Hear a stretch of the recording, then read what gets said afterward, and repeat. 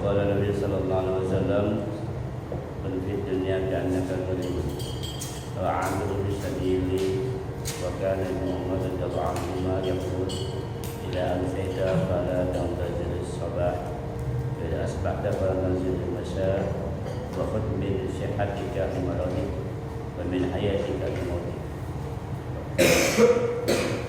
Para jemaah Al-Nur dan selamat Allah Subhanahu Wa Taala, alhamdulillah seperti biasa puji syukur senantiasa kita panjatkan kepada Allah Subhanahu Wa Taala. Kemudian kita mengucapkan kepada Allah untuk beribadah kepada Allah Subhanahu Wa Taala sebagai ungkapan kita kepada Allah Subhanahu Wa Taala atas segala nikmat yang Allah berikan kepada kita. Mudah-mudahan kita termasuk menjadikan hamba yang bersyukur kepada Allah Subhanahu Wa Taala dengan bersabar atas segala ujian Allah berikan. Mudah-mudahan seluruh amal ibadah kita baik yang wajib maupun yang sunnah diterima oleh Allah Subhanahu Wa Taala. Wanita diberikan keamanan dan kesehatan dan batin, dan mudah-mudahan segala urusan kita dimudahkan oleh Allah Subhanahu Wa Taala dan kita meninggal dalam keadaan husnul khatimah. Salam salam semoga tercurahkan pada junjungan kita Muhammad SAW. Mudah-mudahan kita mau belajar dari hadis beliau, sunnah beliau. Ini bagian dari istiqamah kita kepada Rasulullah SAW dan perlengkapan dan doa. Mudah-mudahan nanti kita akan mendapatkan syafaat di akhir zaman yang akan datang. Seperti biasa, semoga juga dia teman-teman kita baca Fatihah. Saya akan dapatkan kepada pengarang kitab Imam Nawawi. Mudah-mudahan saya beliau tulisan kitab ini memberikan berkah dan manfaat bagi kita sekalian dan seluruh hajat kita dan kepada Allah Subhanahu Wa Taala. Al-Fatihah ini yang wali berdiri di kalian dan Nabi Mustafa Muhammad SAW Bismillahirrahmanirrahim. Al-Fatihah. A'udzubillahi minasyaitonir rajim. Alhamdulillahirabbil alamin arrahmanir rahim maliki yaumiddin. Iyyaka na'budu wa iyyaka nasta'in ihdinas siratal mustaqim siratal ladzina an'amta 'alaihim ghairil maghdubi 'alaihim waladdallin.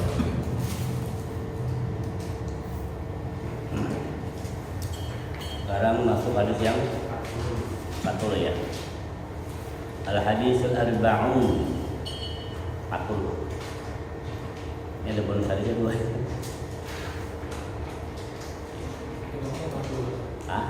Arba'in nanti 40. Iya.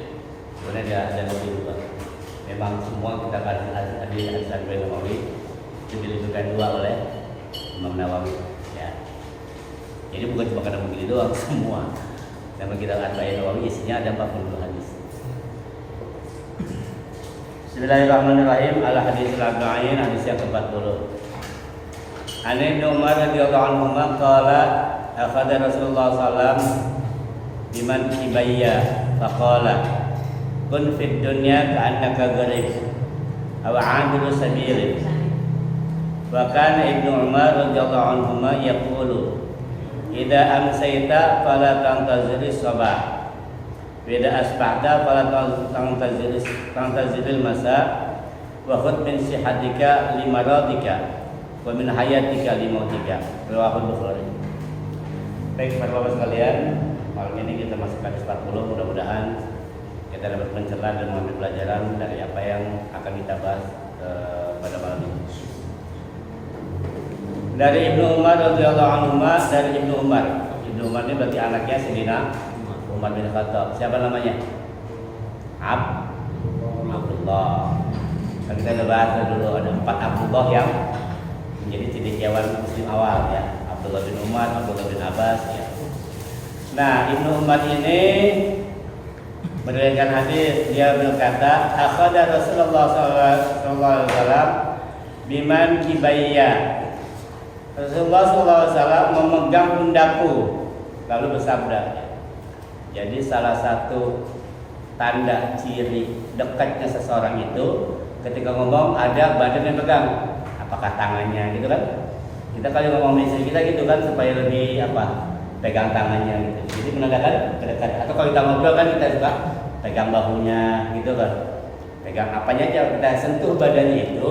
Nah, sentuhan itu namanya body language. Itu menandakan kedekatannya seseorang kepada lawan bicara. Nah, dalam hal ini Rasulullah SAW itu memegang pundaknya Ibnu Umar. Ini menandakan bagaimana dekatnya seorang Rasulullah kepada para sahabat. Walaupun Ibnu Umar ini masih kecil, Kan beliau ini anaknya Sayyidina Umar. Walaupun usianya terpaut jauh dengan Rasulullah, tapi itulah sayangnya Rasulullah kepada para sahabat. Itu yang pertama. Yang kedua, dari sisi psikologis, orang itu Pak, kalau diajak ngobrol antara ada jarak dengan tidak jarak pasti beda secara psikis. Hadap-hadapan dengan samping itu beda. Apalagi kalau sampai memegang anggota tubuh itu faktor psikisnya pun beda. Akan lebih kuat ya. Karena faktor kedekatan. Jadi ada apa namanya? Ada komunikasi jiwa atau psikologis pada seorang yang kita ajak bicara ketika kita pegang badannya. Makanya ketika ngajar pun inilah Rasulullah metode mengajarnya itu nggak jauh-jauhan Pak. Ya. Karena biasanya di sekolah pun kalau gurunya dekat sama murid sampai dipegang, sabar anak kan gitu kan. Ayo kamu bisa, ayo semangat. Ketika cuma ngomong doang dengan kita memberikan sentuhan kepada seseorang, jelas secara psikis beda. Nah inilah cara Rasulullah salah satunya mendidik para sahabatnya bagaimana beliau itu memberikan faktor psikis kepada para sahabatnya supaya nasihatnya atau kabar yang diberikan oleh Rasulullah ajarannya itu mudah diterima.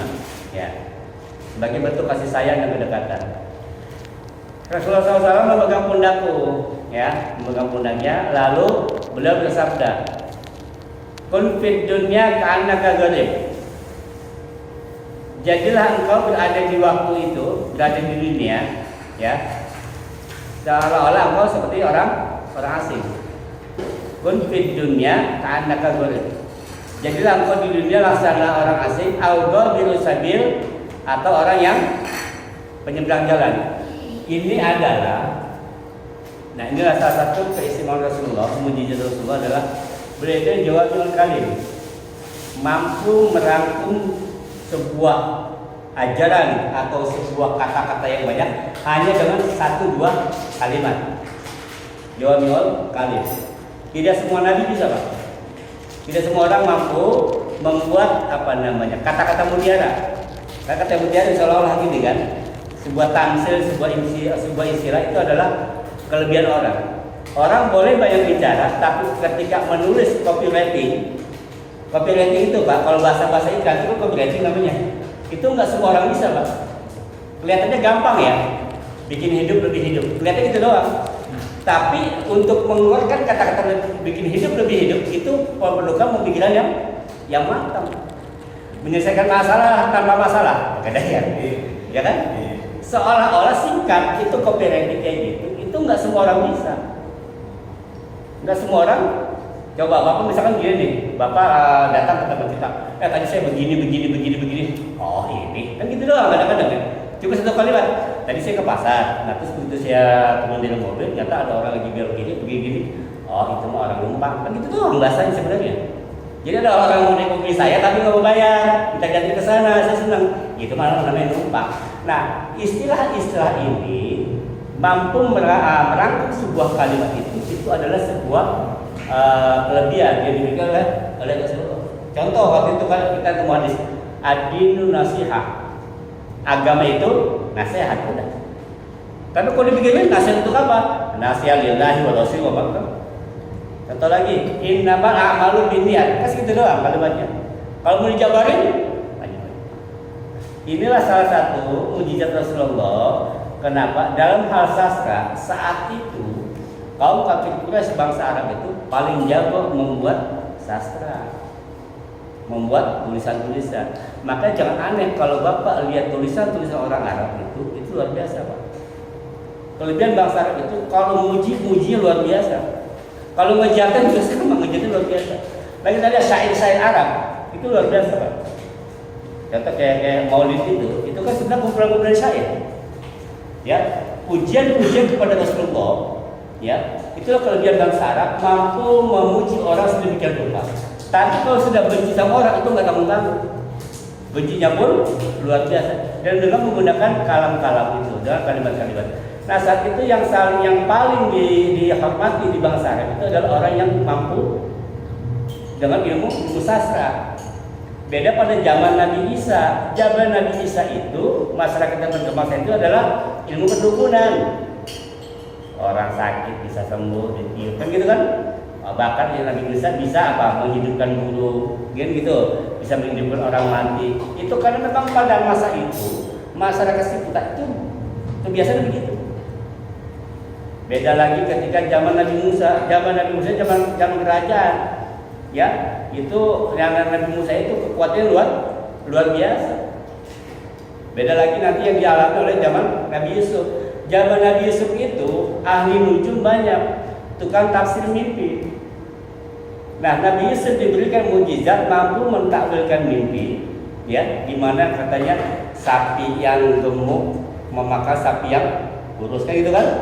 Nah, diterjemahkan bahwa nanti ada 7 tahun masa subur, 7 tahun masa paceklik. Jadi terjadi. Jadi pada saat itulah mukjizat diturunkan, tergantung kondisi umat pada saat para nabi dan rasul Yusuf. Nah, dari hadis ini Rasulullah memberikan gambaran, memberikan tamsil kepada Ibnu Umar, ya Ibnu Umar, jadilah kamu seorang apa? Seorang yang asing. Orang asing itu maksudnya Pak? Kayak pendatang Pak. Ya Bapak nih, kayak saya dari Depok ke sini, kan pendatang Pak. Jadi jangan jadikan itu sebagai dunia itu sebagai kampung halaman. Orang kalau dari kampung halaman, ya sudah nggak kemana-mana.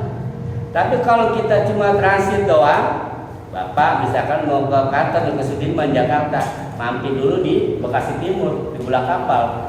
Kan sebentar, jangan lama-lama, nanti lanjutin lagi. Sama ketika kita di dunia ini, jangan jadikan diri sebagai kampung halaman, tapi ini cuma transit doang sementara. Dunia itu nggak lama, Pak. Kita kalau kita lihat masa usia perjalanan hidup manusia, mulai dari alam ruh gitu kan, alam janin, alam dunia, nanti meninggal masuk alam kubur, alam barzakh, terus gitu kan. Itu berapa masa lagi kita akan temuin. Sekarang ini kita baru masuk etapa yang ketiga, alam ruh, alam janin, alam dunia, baru 3 yang kita tempuh. Masih banyak ke depannya harus kita lalui. Ini cuma sementara. Habis ini kita mati masuk alam kubur. Alam kubur masuk alam masa penantian kiamat. Nah, sebutkan alam barzakh. Nanti masuk lagi ke alam berikutnya apa tuh? Pada mahsyar. Masuk lagi bisa masuk hijab terus sampai finish nanti barulah masuk pada 2 tempat, surga atau neraka. Jadi perjalanan ini masih jauh. Kalau Bapak mau ke Surabaya, sekarang kita baru sampai di Cikarang, belum Cirebon, belum Tegal, belum Brebes, belum Pekalongan, terus masih lama. Makanya jangan lama-lama mampir di rest area. Mampir di rest area di KM 57 gitu kan, mau kemana? Mau ke Surabaya. Udah berhari-hari mampir, kagak nyampe. Yang namanya mampir coba. Ingat kita di dunia itu nggak lama. Di dunia nggak lama. Umat Nabi Muhammad itu paling sitin rasain antara 60 sampai 70. Dan kita ada teman kita bilang, berapa Pak umur? 70, udah bonus kan gitu kan ya? Udah bonus, sotoy, maksudnya tahu umur. Artinya umur 62 lebih itu sudah bonus. Kenapa dikatakan bonus? Karena mengacu pada umur Nabi Muhammad. Jadi sebenarnya semakin tua orang, semakin lama usianya dia hidup, itu semakin susah nih. Semakin susah. Lihat Al-Quran, surat Yasin yang seperti kita baca tuh malam Jumat, atau ada orang meninggal kita baca, wa man nu'ammirhu nunaqishu fil khalqi afala yaqul. Dan orang-orang yang wa man nu'ammirhu, dan orang yang kami tambahkan umurnya sepanjang nih, nunaqishu, tapi kami kurangi fungsi-fungsinya, nikmat-nikmat kami kurangi. Wa man nu'ammirhu nunaqishu fil khalqi, kami kurangi, akan kami kembalikan seperti penciptaan semula.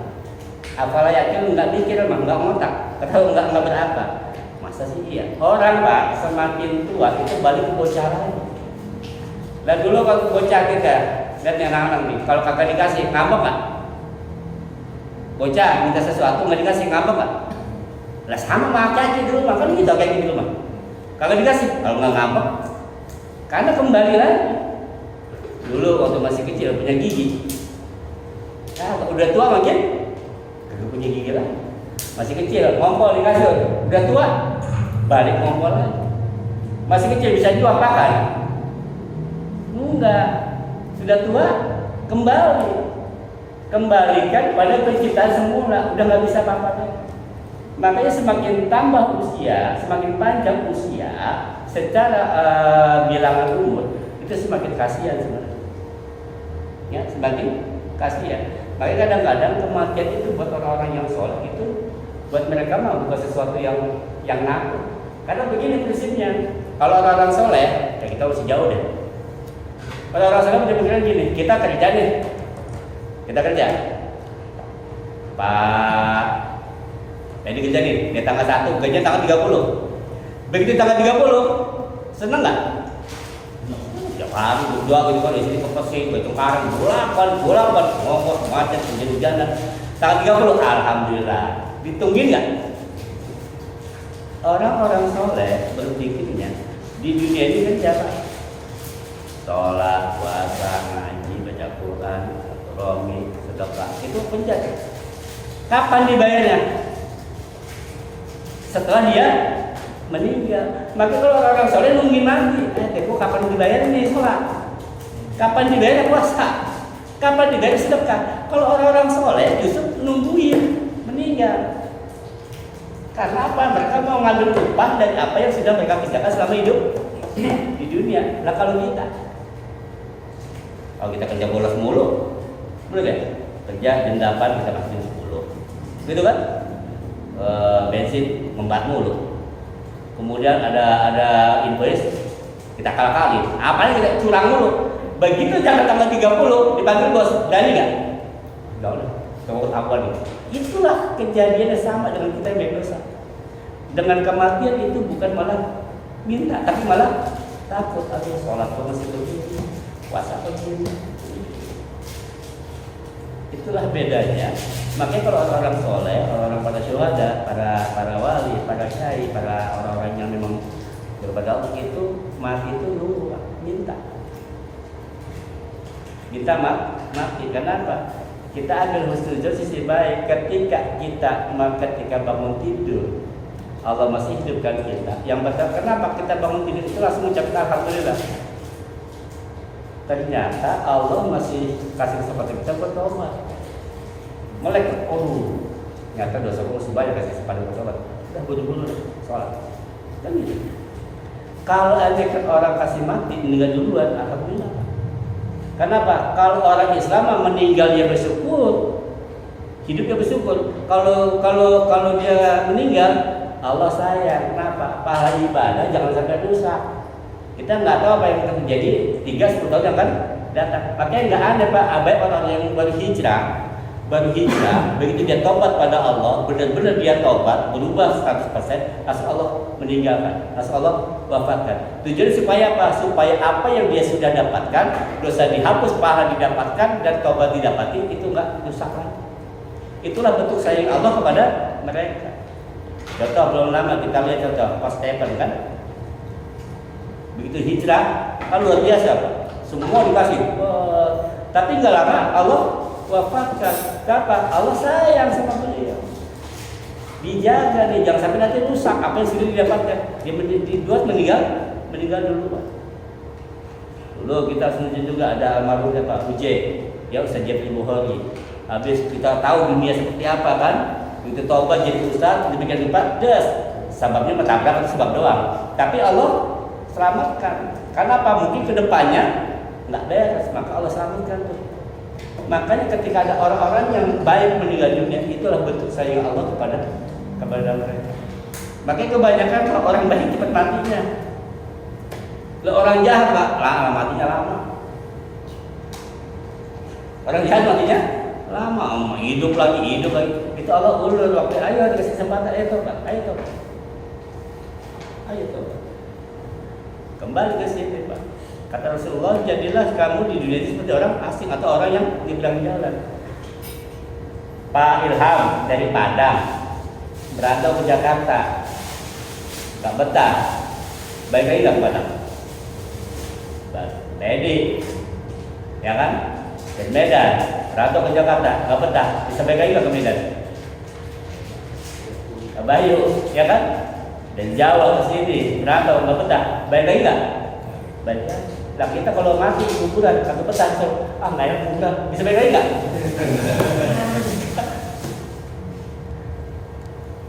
Itu masalahnya. Kalau sudah ke sono kita nggak bisa balik lagi. Kalau di dunia mah kita kagak betah di sini, pindah ke sono, pindah ke sana. Mereka terus ada makalah yang mengatakan begini. I'mal li dunyaka ka'annaka ta'ishu abada. Wa'mal li akhirata ka'annaka tamutu abada. Itu makalah ya. Katakan i'mal li dunyaka ka'annaka ta'ishu abada. Bekerjalah kamu untuk duniamu seolah kamu akan hidup selama-lamanya. Kumpulin duit yang banyak. Beli rumah, beli mobil, boleh, kumpulin. Kerja yang keras, kerja sungguh-sungguh. Kamu akan hidup terus, kumpulin. Kamu nggak bakal mati, terus kerja. Atas kerja kita supaya. Tapi ingat, wa'mal li akhiratika ka'annaka tamutu. Tapi kerjalah kamu untuk akhirat seolah kamu akan mati besok. Ya, Pak, orang udah divonis nih, divonis mati, hilang, bapak besok mati. Misal, udah ketahuan nih dari polis besok mati. Saya kasih mobil mau nggak? Jadi besok mati, ini saya kasih nih Fortuner 1, mau? Nggak mau? Kenapa?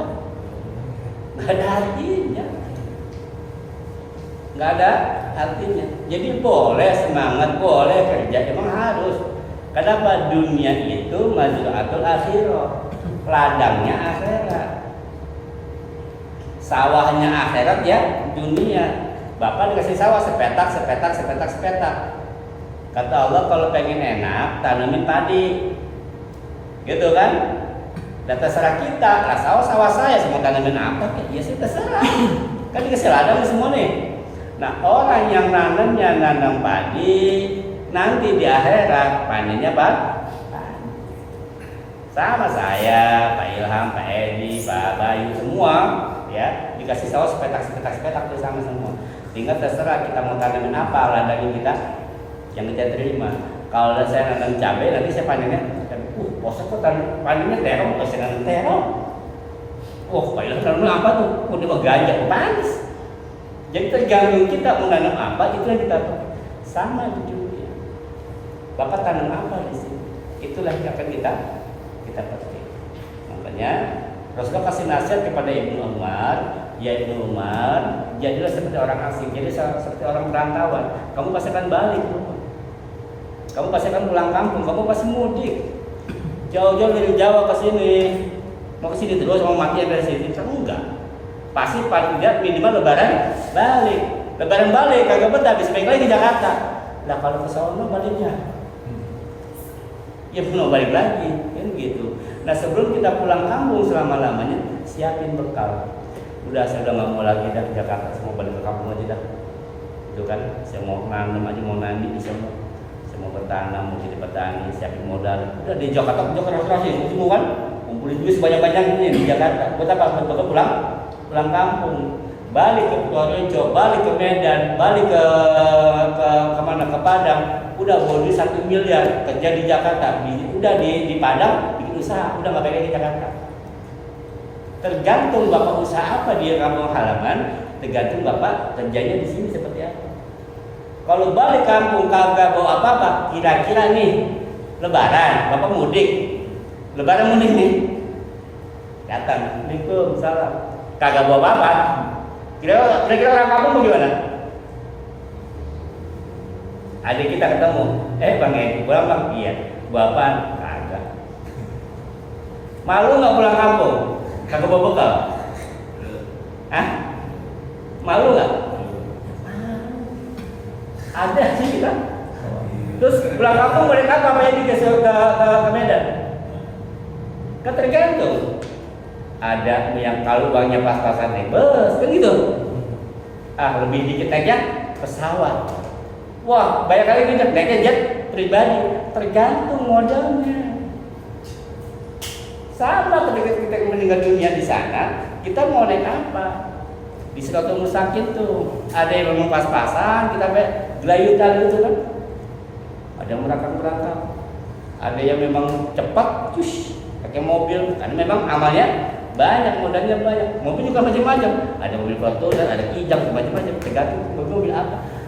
Apa yang kita miliki, kendaraan apapun yang kita bawa ke akhirat, tergantung dari modal yang kita beli di dunia.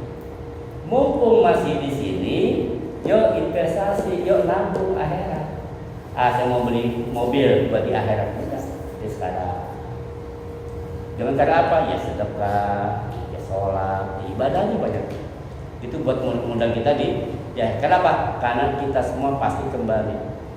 Baik kalimatnya innalillahi wa inna ilaihi raji'un. Telah berpulang. Kemana pulangnya? Salah tuh. Tidak semua orang pulang ke rahmatullah, ya. Ada orang mabok, ya kan? Lagi mabok nyembur got mati. Wah, si Alek malah udah meninggal kemana? Udah pulang ke rahmatullah. Apanya rahmatullah? Orang matinya mabok diusap ke got. Jadi ini kita pikirin bahwa kita ini di dunia hanya sementara, enggak ada orang. Pasti mati meninggal. Dan hadis disebutkan bahwa mayat itu meninggal itu diikuti amal. Beda, ya. Kalau bahasanya si fulan manusia meninggal membawa amal enak. Ya bawa yang bagus-bagusnya yang saya bawa. Dan jadi aku kagak. Itu masalahnya bukan membawa amal, tapi diikutin amal. Yang namanya diikutin, Pak. Mau jelek mau bagus ngikut. Mau jelek mau bagus ikut. Yang buruk yang ikut, ya jelek yang ikut. Nah, ketika si jenazah diantar ke kuburan, ada 3 yang mengantarkan. Ada 3 yang mengantarkan jenazah ke kubur, kata Rasulullah dalam sebuah hadis. Yang 2 kembali pulang, yang 1 tetap ikut. Tidak ada masalah. Siapa ya Rasulullah? Yang 2 adalah maluhu wa ahluhu. Nah, jadi ketika kita nganterin jenazah ke kuburan, yang ngikutin 3 yang nganterin. 2 kembali, 1 tetap. Yang kembali siapa? Hartanya dan keluarganya. Kalau diantar ke kuburan nih, ya kan? Dia punya mobil, diantar pakai mobilnya, pakai ambulannya. Semua tuh hartanya nganterin.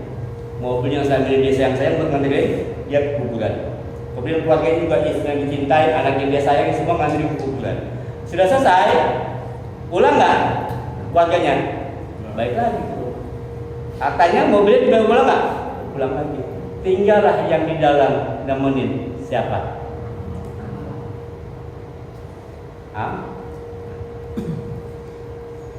Tergantung amal kita. Kalau amal kita baik, nanti dia menjelma menjadi apa? Ada bilang jadi bidadari. Nah, amal kita lah nanti menjawab. Walaupun sekarang ustadz kita ngasih bocoran soal akhirat, belum tentu bisa jawab. Nih bocoran soal akhirat cuma 5. Ini kalau kita udah dibocorin sama guru kita, kagak bisa juga. Tapi kita ujian nih Pak, sekolah, dibocorin soalnya, jawabannya dikasih tahu, kagak bisa juga. Namanya ada bocor sekolah. Ujian. Nih, soalnya apa Pak Guru? Soalnya ada 5. Soalnya ini jawabannya. Nanti kalau saya jawabannya ini ya. Begitu ujian salah juga. Berarti itu bocah. Hah? Bukan bodoh ya, nggak pintar gitu aja. Atau dia ingat ya. Lah sama kan guru kita udah tahu nih soal akhirat apa? Mana buka? Jawabannya? Jawabannya kita juga. Man rabbuka wa man nabiyuka wa ma kitabuka wa ma ikhwanuka wa ma kiblatuka. Kan 5 katanya. Man rabbuka, siapa Tuhanmu? Allahu Rabbi. Kan gitu kan? Kan 5 pertanyaan itu. Wa man nabiyuka, Muhammad nabi, Muhammad nabiku. Wa ma imamuka, Al-Qur'an imami. Pemimpinku adalah Al-Qur'an. Wa man ikhwanuka, muslim wal muslimat. Wa ma kiblatuka, Ka'bah. Kan 5 tuh pertanyaan. Udah dapat bocorannya? Udah dapat bocoran, besok di akhirat nggak bisa jawab. Kira-kira apa? Dihabisin sama malaikat. Nah, kenapa? Karena yang nanti yang menjawab itu adalah kita. Kata Allah dalam Al-Quran surat Yasin, kan kita baca di situ. Al-yawma nakhtimu ala afwahihim wa tukallimuna aydihim wa tashhadu arjuluhum bima kanu yaksibun. Hari ini mulai dikunci mek, enggak bisa ngomong. Tangan jadi saksi, kaki jadi saksi atas apa yang telah dilakukan di dunia. Udah nggak bisa. Ilham, kamu di dunia nggak bilang ya Allah, di tangan ngomong nih, mulut nggak bisa ngomong, dikunci udah. Ini tangan saya dulu di dunia ngomong nih. Dulu suka ngisengin orang. Ada orang si jitakis, ada orang si sentil, ini di tangan ngomong nih. Ya Allah, saya dulu waktu masih muda suka iseng nih, ya kan? Ada orang saya palak ini ngomong tangan. Ya Allah, saya di kantor kalau tangan saya suka buat korupsi nih, ngomong nih, tangan. Sama kaki juga, ya kan? Ya Allah, saya dulu tugas keluar kota mulu, tapi saya kesini di sini, ya kaki ngomong tuh. Kaki ngomong. Dan di sini lo boleh kagak apa, Pak?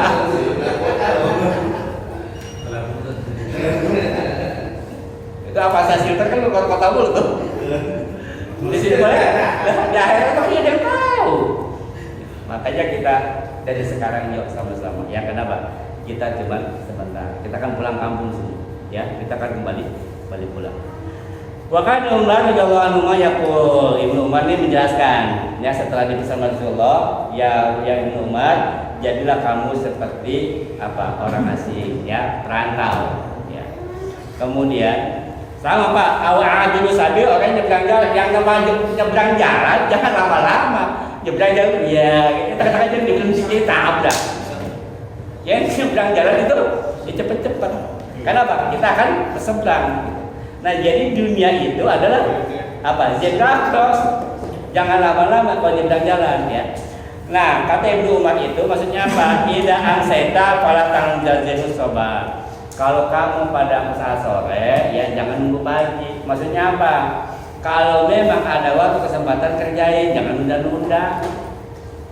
Bersegeralah amal, fastabiqul khairat. Kata Allah dan wasari'u ila maghfiratin. Segeralah kamu minta ampun. Wasari'u ila maghfiratin min rabbikum wa jannatin 'arduha samawati wal ardh. Segera taubat, segera minta ampun. Ini jangan pakai antar. Gitu kan? Nah, kemudian apa lagi? Apabila pada waktu pagi jangan nunggu sore. Ayo, nanti belum sore. Kalau memang bisa dikerjakan sekarang, kerjakan sekarang, jangan ditunda-tunda. Maksudnya begitu ya. Jadi segerakan ketika memang ada waktu dan kesempatan, segerakan. Karena kata Ibnu Umar, wa khudh min sihatika limaradi. Mumpung sehat. Sebelum sakit mumpung sehat, kamu sholat. Mumpung sehat. Atau udah sakit baru udah. Karena ada masanya Pak, ketika kita bisa, kita nggak mau. Tetapi ketika kita mau, kita sudah nggak bisa. Dicatatkan. Ada suatu masa di mana kita tidak bisa, kita bisa tapi kita tidak mau. Dan kita mau tapi sudah nggak bisa. Contoh, waktunya ajan ke musola bisa sebenarnya, cuma kitanya nggak mau. Bisa orang kita masih bisa jalan kok, bisa jalan, ya kan, bisa dengar, bisa lihat, itu bisa. Nah, tapi nanti ketika dia sakit udah gempor, udah nggak bisa apa-apa, baru aduh, buat tobat, buat bisa, lagi itu gue pengusaha mulu. Nah, pada saat dia udah nggak bisa, baru. Lama Allah udah bilang, ayo zakat, ada duit mah, coba nggak mau. Udah 2,5% ini udah segitu-gitunya udah, atau zakat fitrah doang. Ini hidup kaya raya, punya harta banyak, setahun sekali zakat dan zakat fitrah doang. Jadi udah keren banget nih. Ini banyak orang salah juga di masalah zakat nih. Dia punya mobil, punya rumah bagus, zakat fitrahnya 40.000, datang ke panitia, oh saat ini saya bayar zakat fitrah 40.000, terus yang 10.000 buat zakat mal, PA. Zakat mal 10.000. Padahal punya mobil, punya segala macam. Kalau yang namanya zakat ada hitungannya bro. Ada Itu kan yang nggak bisa kembalian dibuat zakat mah enak bener. Zakat 40.000, di 50.000 kembali ceban kan 10.000, udah usah buat zakat mah yang ceban. Ini aja. Nanti begitu dia udah ini baru udah mumpung sehat, ayo. Karena apa? Karena kalau sudah sakit apa udah makan apa ya? Kita nggak bisa ke kajian. Aduh, ketinggalan sakit banget gitu kan. Kalau sehat saya datang, kan gitu kan? Kalau sehat saya kerjain. Kalau saya ini lagi sehat, ada musola bocor diem aja, ada pembangunan musola diem aja. Padahal lagi sehat. Nah, sebelum datangnya sakit, yuk kerjain. Mumpung masih sehat. Wa min hayatika limautika. Nah, sebelum mati, mumpung masih hidup, ayo. Nah, kalau udah balik ke sana nggak bisa balik lagi. Kamu udah pulang sana, nggak bisa balik lagi. Ya kan saya bilang kalau bapak dari Jawa ke Jakarta nggak betah bisa balik ke Jawa. Lah tapi kalau udah balik ke sono, kagak enak di kuburan apa dikemplangin dulu gua balik lagi dah. Bisa? Ya kan? Mumpung masih hidup. Kalau udah mati mah udah beda cerita. Lah kita kalau mati Pak, belum tentu juga anak kita itu sedekah buat kita. Karena kita masih hidup yang ngumpulin dunia, cari duit. Udah lupa tetangga, lupa musola, lupa kegiatan, duit mau dicari. Begitu dapat duit banyak, fisiknya lemah, sakit. Jadi dari muda ngumpulin duit buat apa? Buat berobat di masa tua. Kerja mulu, iya gua udah nanti pensiunan. Kalau rumah sakit jadi punya modal.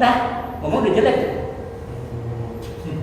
Kerja ngumpulin duit, kalau udah tua buat berobat kan ngapain kerja dari muda ngumpulin duit, ujungnya cuma buat berobat. Lah buat sedekahnya mana bang? Buat haji, buat umroh, buat bangun musola. Jadi ngumpulin duit dari muda cuma buat berobat di hari. Nah begitu harta sudah banyak karena dia tiap hari ngurusin itu dunia, anaknya ngeliatin nggak? Begitu dia mati, kira-kira anaknya bisa sedekah nggak? Yang ada apa? Dia rebutan warisan. Karena kalau harta cuma 3 hitungannya, ditinggalkan jadi rebutan waris, dimakan jadi kotoran, disedekahkan jadi amal. Udah cuma 3. Dari 3 ini yang abadi mana? Yang sini. Bapak kerja capek-capek dapat mobil, meninggal, dibawa mobil lah. Yang pakai siapa? Bini kita kan laki mudanya. Nah, kemudian kayak gini.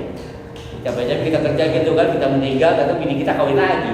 Lah badan kita capek-capek dipakai mah laki barunya enak banget. Jadi boleh nggak kerja? Boleh, cuma ingat yang kita kerjakan ini adalah modal untuk kita akhirat. Allah kasih ini dunia, wala tansa nasibakan minat dunia wa darul akhirah khairul lak minat. Jangan kau lupakan nasibmu di dunia. Tetap usaha. Kita mah Pak, ukuran kita rezeki kita mah kita masih ngejar rezeki. Kita belum nyampe pada level rezeki ngejar kita. Emang ada usaha rezeki ngejar orang? Lah banyak. Lah Bapak lihat tuh, orang-orang yang pada punya pesantren, kiai-kiai, emang kerja? Kagak. Santrinya bayar? Kagak. Dari mana itu makan? Gak tahu, Allah yang kasih. Jadi jangan aneh ketika ada orang nggak kerja rezekinya banyak karena dia sudah sampai pada level rezeki yang ngejar dia.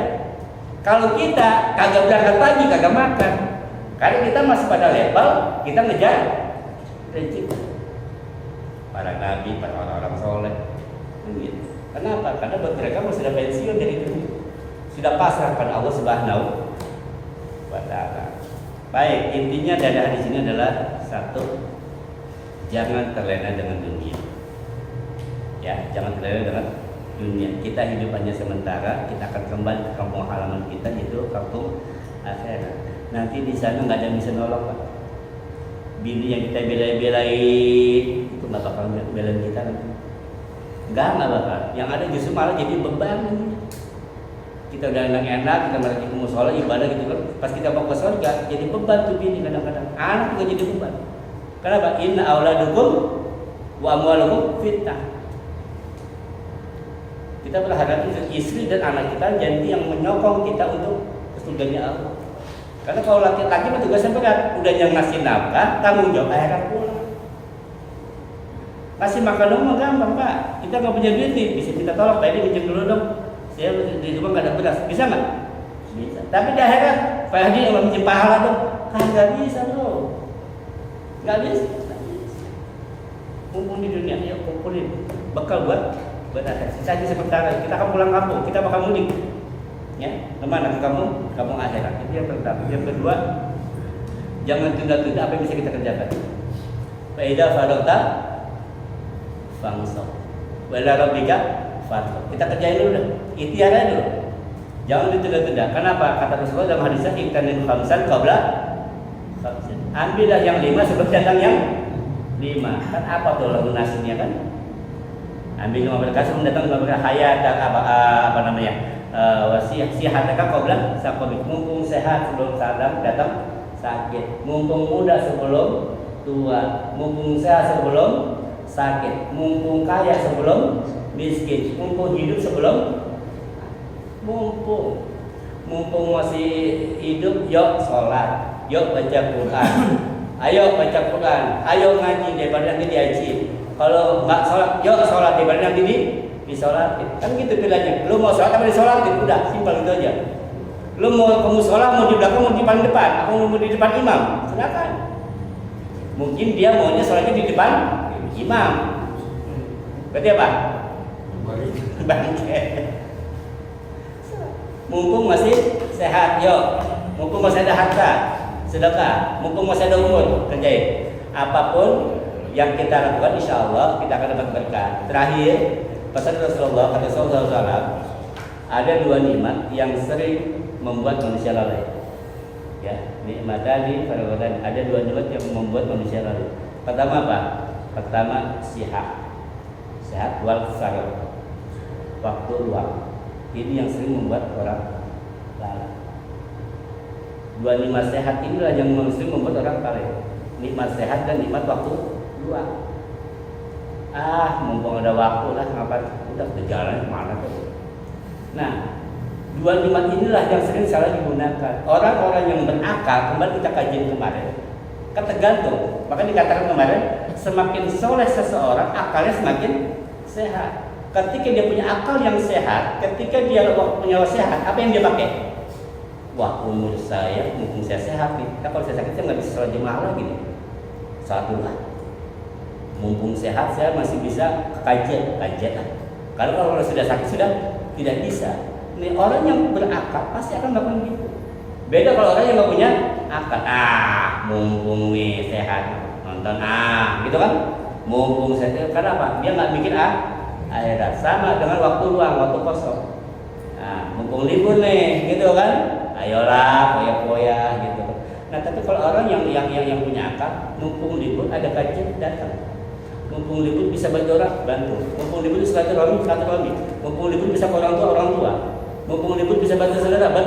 Mumpung ada waktu kosong. Mumpung waktu kosong, mumpung waktu luang, waktunya kumpul sama warga, kerja bakti.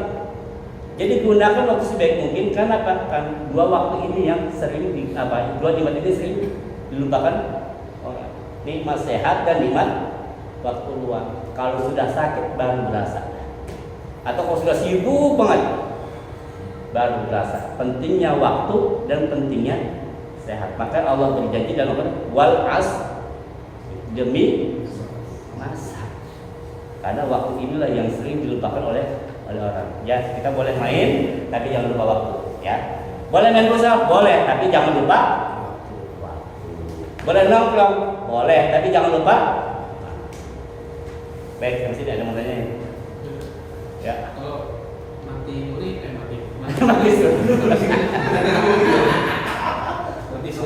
dalam Islam gimana sih?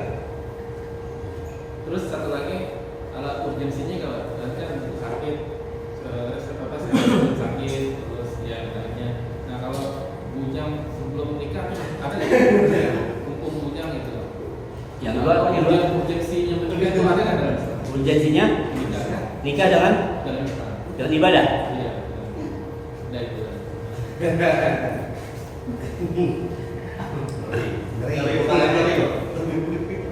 Kalau mati suri sama pingsan beda ya? Mati suri sama pingsan beda nggak? Nggak ada tetapnya. Hah? Mati. Betul. Mati suri sama pingsan sama nggak? Bisa masih ada tetapnya. Sama nggak? Sama. Beda. Beda sih. Kalau pingsan itu tergantung masih, wah tadi masih darah masih jalan. Dia cuma nggak hilang sadar. Kalau mati suri itu hampir semua organ tubuh mati, ya. Nah ini yang ada dua pendapat nih, ya. Karena gini, karena kalau istilah mati suri itu mati kan bicara roh, mati bicara roh. Siapa yang tahu roh? Yas'alunaka 'anil ruh qul ruh min amri rabbi. Mereka bertanya tentang roh, katakan roh tergantung itu urusan Allah. Kalau ada orang meninggal, ya kan, maka dipastikan dulu kan oleh ahlinya, dalam ini pihak rumah sakit atau orang-orang yang memang bisa membaca atau tidak. Tapi kalau orang yang tahu bahwa dia belum mati itu masih ada detak pak, walaupun lemah. Kalau mati sudah ya, masih ada detak walaupun lemah. Ya ini sudah banyak kejadian orang yang mati suri. Mohon maaf, saya punya guru itu sempat mati suri selama 3 hari. Jadi begitu dinyatakan meninggal, tapi kata gurunya jangan dikuburin dulu. Tunggu 3 hari kalau nggak bangun baru kita makanin. Udah dingin udah. Cuma sang guru bilang jangan dikuburin dulu sebelum kalau di 3 hari nggak bangun baru.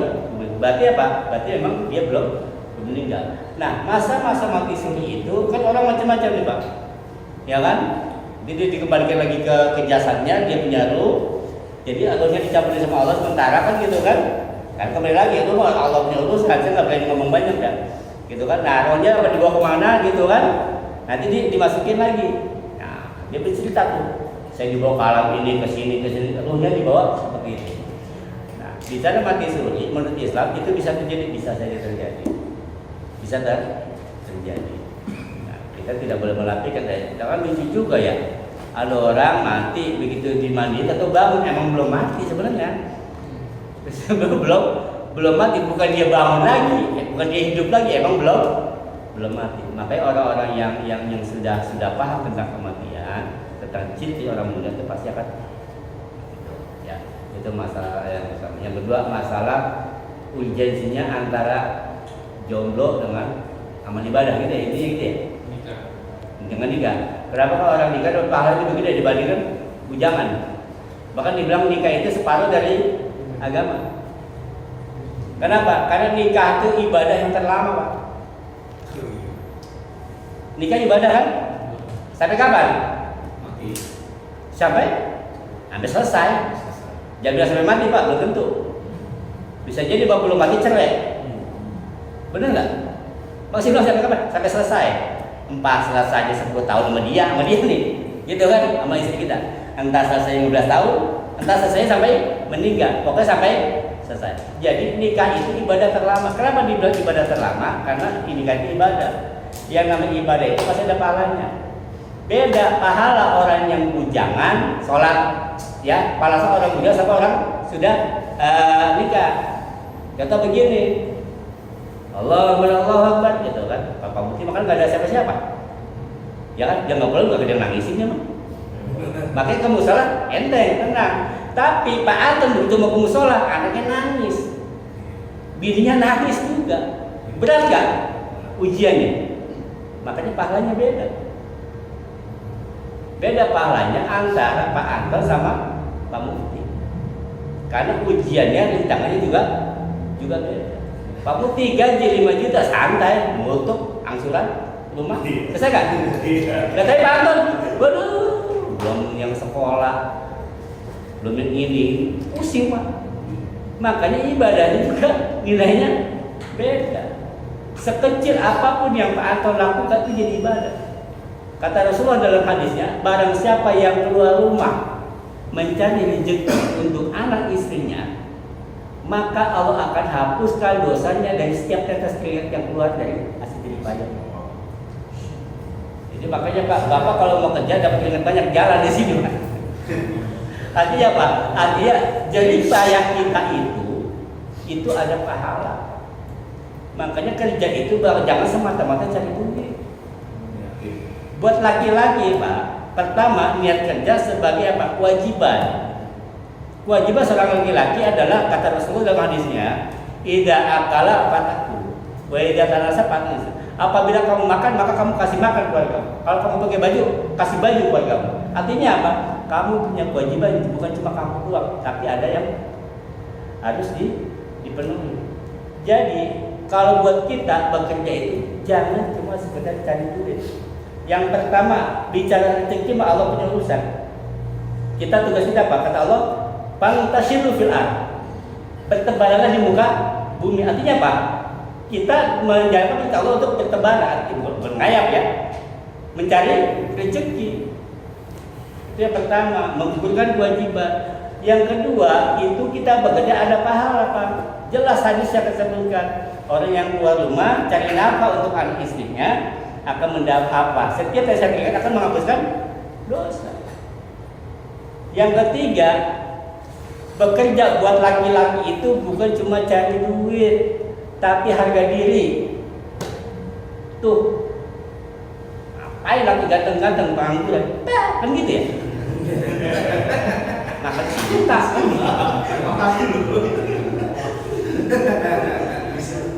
Jadi kita itu Pak, jangan jadikan beban. Tugas kita kata Allah, "Fantashiru fil ardh." Bertebaran aja, kerja aja. Kata Allah, rezeki mau urusan gue. Kata Allah kan gitu. Jangan diukur rezeki. Yang penting bagaimana cara kita merayu Maha Pemberi rezeki. Kan ini yang sering lupa. Kita cari rezeki tapi membenci yang Maha Pemberi rezeki. Enggak, saya nggak benci. Lah itu kan sembahyang. Kata Allah, sholat. Enggak. Bapak kerja apa orang bos nih?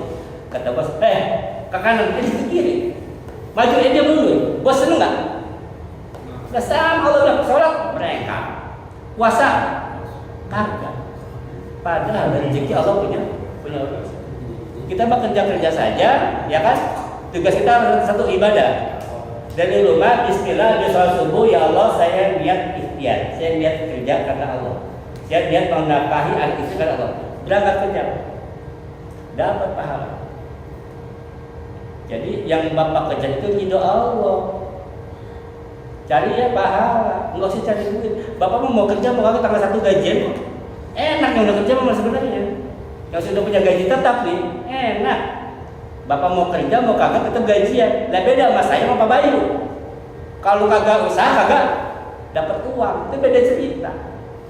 Tapi Pak Bayu uangnya tanpa batas. Kadang kecil, kadang gede, tanpa batas. Karena pengusaha beda dengan pekerja. Maksudnya seperti gini, yang pekerja itu enak apa? Dia mau nggak usah bikin gaji, orang tiap bulan udah pasti dapat. Rekening pasti keisi. Tinggal niatin dari awal di rumah. Udah saya lihat diberi kewajiban. Kita kalau sudah punya gitu Pak, tinggal berkarya aja. Kita kerja di bidang apa nih? Ya sudah, kerjakan kerjaan kita itu untuk menjadi amal soleh.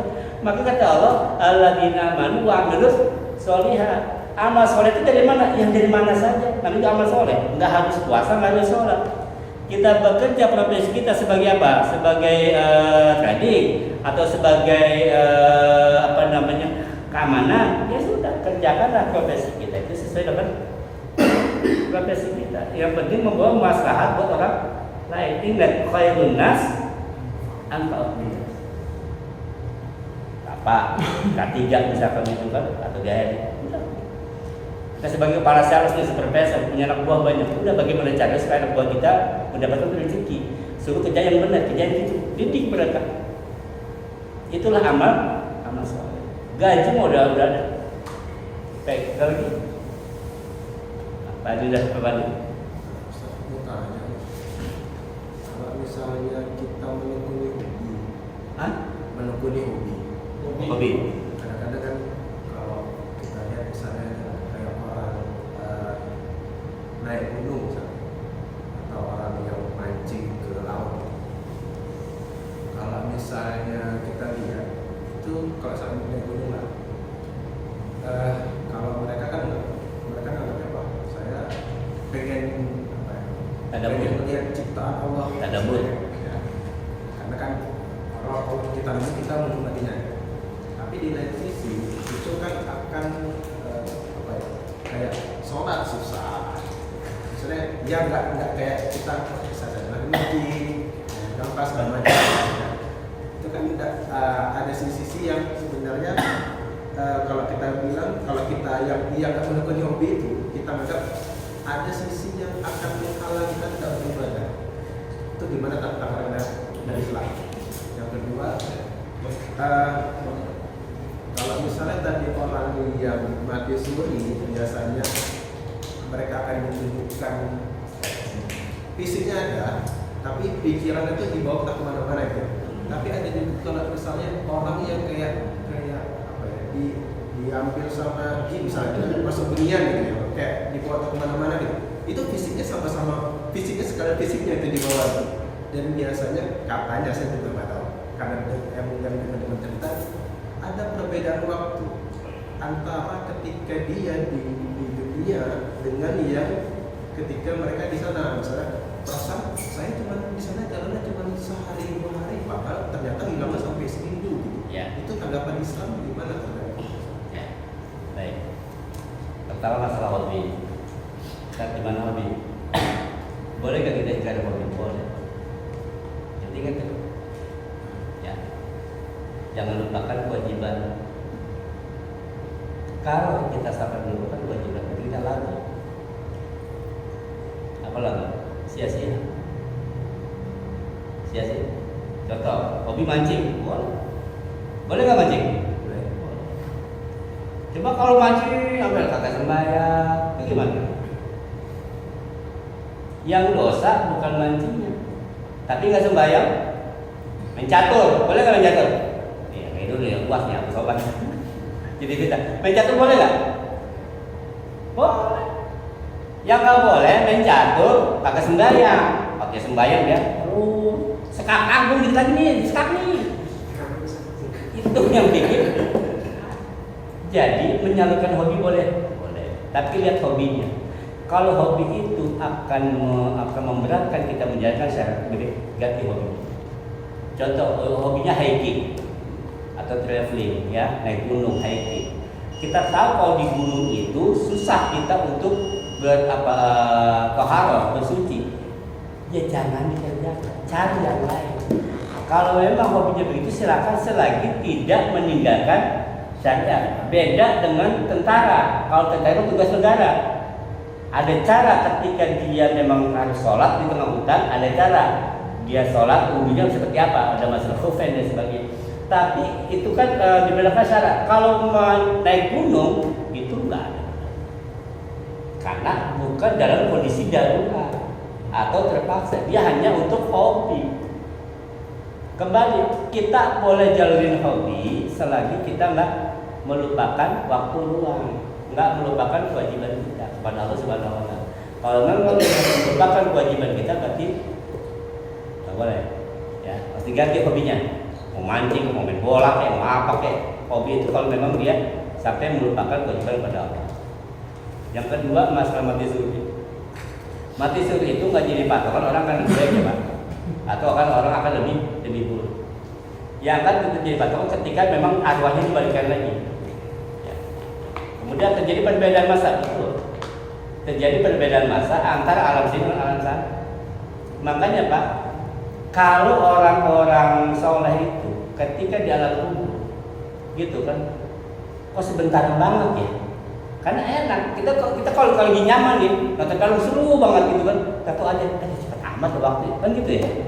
Ketika kita sedang mendapatkan kenikmatan yang luar biasa, ternyata datang waktunya seolah-olah sebentar. Tapi kalau kita lagi susah Pak, lagi susah nih, satu jenis rasa seminggu, satu jenis rasa seminggu. Nah sama ketika kita di alam sana, di dunia itu, satu hari akhirat itu sama dengan 500 tahun dunia. Makanya Pak, nanti kalau kita masuk neraka nih, Pak Udin masuk neraka satu hari doang. Satu hari doang. Nah, satu hari akhirat itu sama dengan 500 500 tahun dunia, berarti dikemplang 500 tahun jedar. Sama seperti itu. Itulah karena perbedaan waktu ya. Jadi kalau masalah waktu itu, kalau masalah waktu lisan memang itu beda, ya kan. Kemudian lagi kalau yang mati suri, saya hampir sampai sekarang belum pernah mati suri sih. Tapi saya suka ketemu sama orang yang pernah mati suri gitu kan. Dan umumnya orang yang pernah mati suri itu begitu dikembalikan karena dia pernah dibawa ke alam sana yang sudah beda dimensi, dia tahu akan apa yang akan dihadapi. Itu termasuk orang beruntung Pak sebenarnya. Orang yang mati suri itu termasuk beruntung. Kenapa? Karena dia sudah diperlihatkan apa yang tidak dilihat oleh manusia lain. Dengan tujuan Allah tuh sayang sama dia supaya dia berubah. Itu kontrol orang ini mati suri. Ini kadang-kadang kita beda. Orang mati suri jangan kita orang itu sakti. Nggak gitu padahal. Itu sayang Allah kepada dia. Tapi memang biasanya orang mati suri punya Allah kasih apa namanya? Bukan kelebihan sih. Dia lebih hati-hati pada itu. Lebih hati-hati dalam itu. Kemudian karena dia tahu apa yang akan dihadapi. Ya, bicara kalau dibawa ke alam jin, pas kita dengan kita ya, dibawa ke Madinah Rogidu lah, dibawa sama Ki siapa lah gitu kan. Itu mungkin saya terjadi, cuman sampai sekarang saya belum ketemu yang kayak gitu. Ya, tapi bisa terjadi, bisa saja terjadi. Yang diambil apa? Rohnya apa-apanya? Nggak paham juga saya. Ya, nggak paham. Karena itu memang bukan dunia saya Pak. Kalau kisah-kisah orang itu ada kejadian seperti itu nggak Ustaz? Iya, ada. Yang maksudnya yang zaman di zaman Nabi itu ada pernah nggak kejadian yang ada contoh kisah pernah ada yang dibawa ke alam gitu, sehingga Nabi ada memberi penjelasan tentang itu. Iya, tapi Nabi pesan jangan ngomong. Nabi pesan jangan ngomong. Jadi misalnya gini, misalkan nih, Pak Bambang bawa ke alam mana gitu kan, alam kayangan dah. Biar tidak ada udah di aja. Tapi memang itu adalah kelebihan Allah berikan. Masalahnya kembali lagi bahwa itu masalah lu apa bukan, saya nggak tahu gitu kan. Saya nggak berani jawab secara jauh karena memang bukan kelebihan saya. Kalau memang ada terjadi orang seperti itu, itu memang udah pasti Allah. Ya, itu pasti Allah. Ya mudah-mudahan sih saya nggak ngalamin. Baik, baik. Pertanyaan pertama Ustaz. Ketika kita di perjalanan, udah baju celana kita kena najis. Terus sudah waktu sholat. Pilihannya kalau sholat sekarang baju yang kita kenakan dan celana yang kita kenakan kena najis. Tapi kalau kita menunda sampai kita pulang ke rumah untuk ganti baju dengan yang bersih, sudah lewat waktu. Itu solusinya gimana tuh Pak Ustaz? Itu yang pertama. Terus kedua, kita niat dari rumah musola dengan jamaah, kita ajang, ditunggu sampai waktunya ternyata tidak ada jamaah. Hingga akhirnya kita sholat sendiri. Apakah itu termasuk sholat jamaah atau bukan? Kemarin saya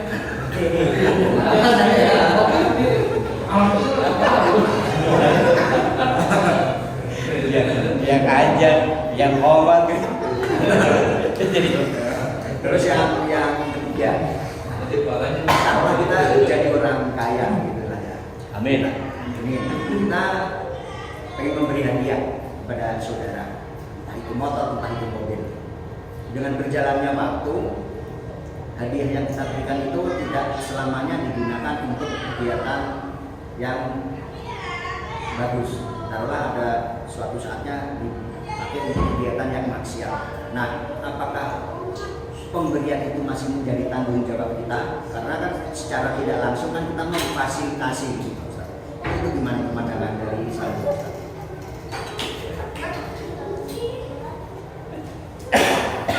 Jawab pertama ya. Oh, masalah pakaian ya. Baik, kita sudah perjalanan, ternyata pakaian kita kena najis. Ya kan? Ini saya sholat tapi pakaian najis, nggak sholat waktunya keburu habis. Jarak perjalanan kemana? Kalau jaraknya jauh, bisa kita jadikan jamaah kosong, ya kan? Sebelah kampung nanti rumah lah. Nah, tapi kalau tidak memungkinkan, kan kalau di sini ke Jakarta kan nggak masuk ukuran jamaah qasar.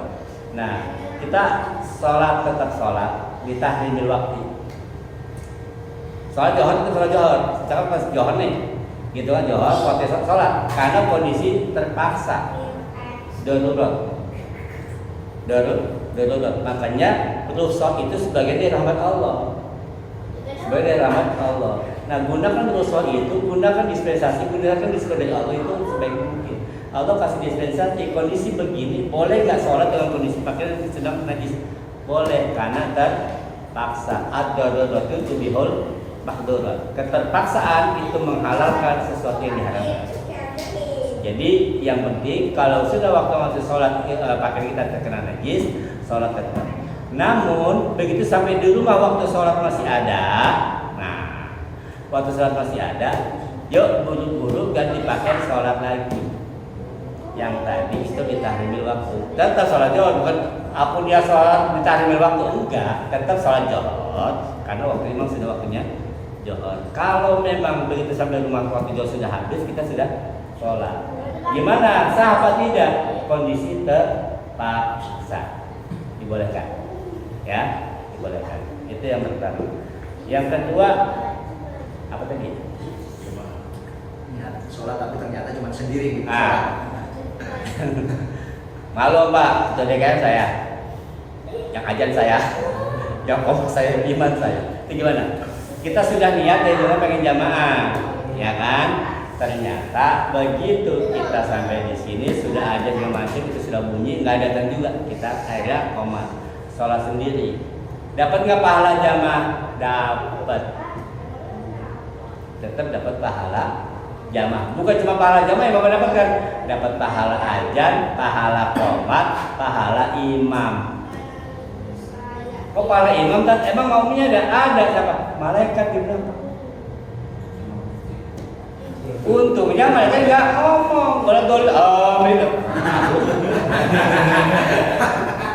Jadi yakinlah ketika Bapak di sini nggak usah ngutuk, begini nggak usah.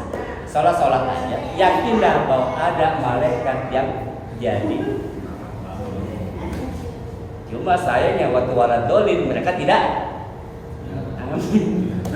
Amin itu nggak kedengeran. Jadi tetap dapat pahala jamaah. Ya jangan kayak gitu Pak, jangan kayak gitu. Bapak sudah bisa tahajud nih, rutin. Nah suatu saat Bapak capek banget, Bapak bablas atau subuh nggak tahajud, dapat nggak pahala tahajud? Dapat nggak? Dapat, karena sudah terbiasa itu. Yang kagak sholat tahajudnya mesti dapat, apalagi ini yang jelas-jelas. Gitu logikanya, ya. Jadi dapat pahala itu karena kita sudah niatkan. Kemudian yang terakhir apa lagi? Jangan hadiah sekitar. Hadiah mobil. Hadiah. Ya, masalah hadiah kalau kita sudah kasih orang ya sudah. Ya, kalau emang itu membawa manfaat, alhamdulillah. Berarti jadi sedekah yang terus mengalir. Ya kan? Nah, kan tujuan kita baik. Ketika dia menggunakan motor yang kita kasih untuk hal yang buruk, kita jawab dia. Kalau dosa masing-masing Pak. Kan kita udah bahas kemarin tuh. Kalau giliran pahala Allah kasih 10. Kan gitu kan. Kalau giliran dosa cuma 1. Nah, kita kan kemarin itu untuk ngasih manfaat buat dia. Kita sudah kasih juga hadiah. Yang lebih bagus lagi begini Pak, udah ngasih udah ngasih ya. Udah masih gini kan bodo amat pakai apa kan?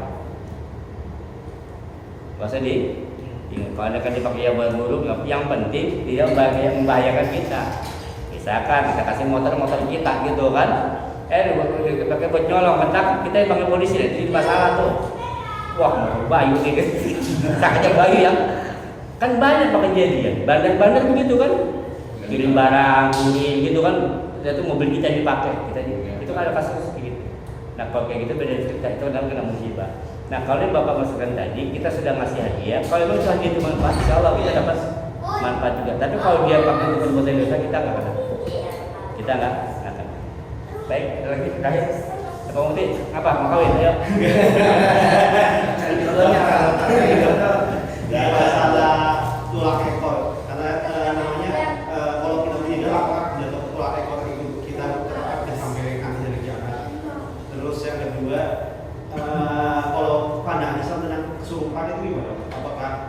wajar toh enggak Pak? Ada orang masukin apa arwah lain ke dalam tubuh kita gitu. Kalau Nggak pertanyaan mistik mulu nanti ya.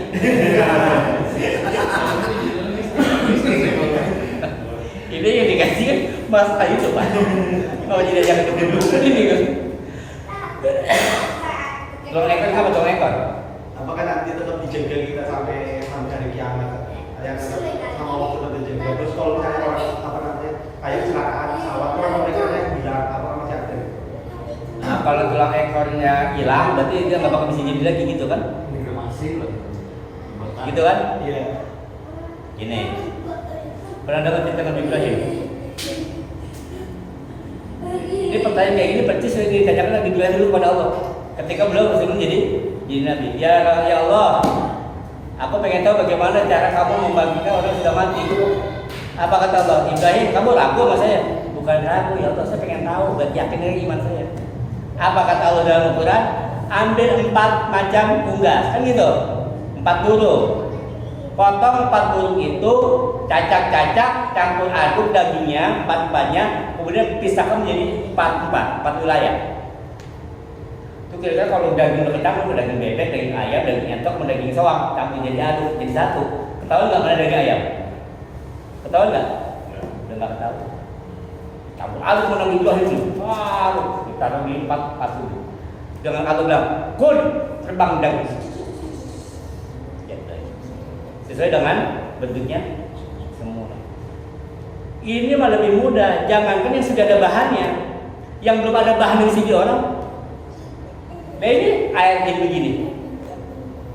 Kalau orang tua kita iseng kan, main tembak-tembakan buat ayat, jadinya mufti kan gitu.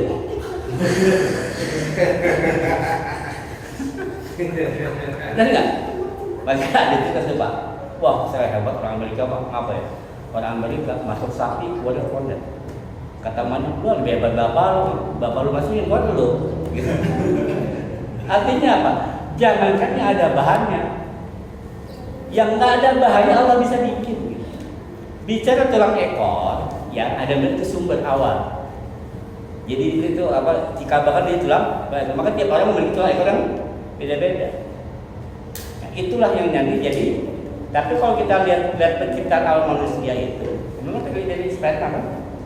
Darah, kita kalau saya berpikir terlalu jauh masalah itu Allah punya kuasa. Masa kalau ada orang mati tabrakan sampai hancur, berkeping-keping pesawat meledak, jual gitu kan, udah nggak ada lagi, itu gimana gini-gininya? Masa pusing kan? Al-Quran sudah jawab tadi. Nabi Ibrahim itu dalam mencacat burung bisa hidup lagi. Yang perlu dipikir adalah gimana kalau lu mati tabrakan, amalnya kagak ada ini, ya kan? Itu yang perlu diperhatikan bagaimana persiapan kita sebelum masalah penciptaan itu kita kembali kepada Allah Subhanahu wa taala. Itu sangat mudah ya, sangat mudah buat Allah. Yang kedua apa tadi? Kesurupan. Iya. Saya sampai sekarang belum pernah kesurupan sih, Pak. Ya, saya belum pernah kesurupan. Nah, makanya siapa tahu juga rasanya kayak apa kesurupan. Ada yang bilang kesurupan itu memang masuk. Cuma masuk ke bagian mana sih nggak paham juga sih. Teriak-teriak. Karena gini, ada yang bilang orang kesurupan itu orang stres. Ada yang bilang kesurupan itu sebenarnya stres. Gak ada cerita setan bisa masuk kesurupan dan sebagainya gitu kan. Tapi kadang kita lihat orang-orang itu kan benar ya, seolah-olah bukan dia gitu kan. Bisa nggak setan masuk? Ya bisa saja. Karena pas setan itu masuk kata dia lebih dekat di seluruh urat dan denyut nadi manusia itu setan berjalan. Setan berjalan di seluruh urat nadi denyut nadi manusia. Makanya di dalam hadis yang terakhir kita sudah bahas bahwa setiap persendian manusia itu ada haknya.